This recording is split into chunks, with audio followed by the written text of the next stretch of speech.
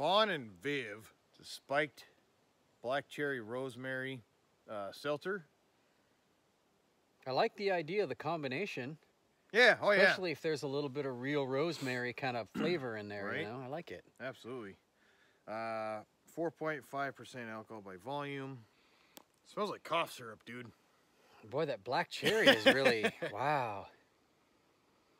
To me, it's like a cough drop. A little bit. You know what I mean? Yeah.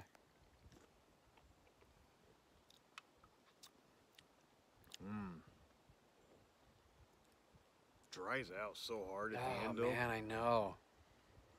I'm not getting the rosemary, though, yet. Maybe after a couple drinks. I mean, the black cherry aspect of it, for sure. It's almost like an extract, though. Like, not a real, I don't know. There's a little spice at the end.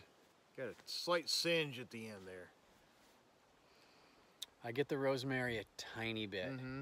It's in there, but it's ever so subtle. Yeah, it's not very... You have to pay attention to it. Yeah, very, very subtle.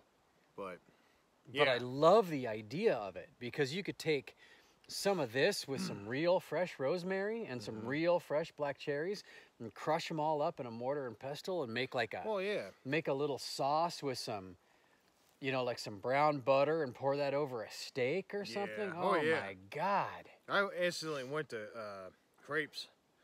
That'd be good too. Savory though, right? Or are you talking about sweet crepes? I was thinking sweet. Yeah? Because this isn't like, it sounds sweet, but it's not all that sweet. It's not at all. So this would kind of complement very sweet, like a lot of sugars and stuff. Oh, so, okay, yeah, it could. You know, I think this would go good with like a lot of desserts. You know, vanilla bean ice cream, and this would go really good with a sherbet of some sort. Real strong pies, like any berry pie, really. Well, maybe you make some black cherry, you know, vanilla ice cream, like handmade or something, right? There you go. Cheesecake. Yeah, I think you're right with desserts. I think it would go well with them. Yeah. I just, with the rosemary and the black cherry, I just see like red meat, like charred flank steak. Oh, and, yeah. You know, absolutely. peppercorns, fresh rosemary, and then you put the black cherries and you crush all of that. Yep.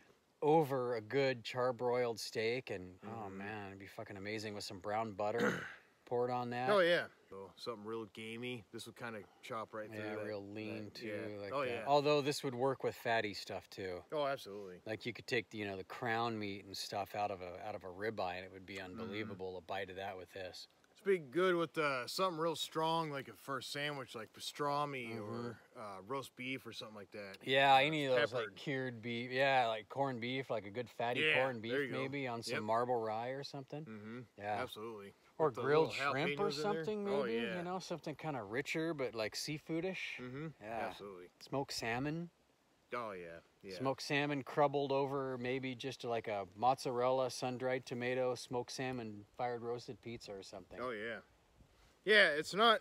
This isn't bland by any means, but it's very mellow, so all the way through. So it can go with a lot of good stuff like spices and, you know.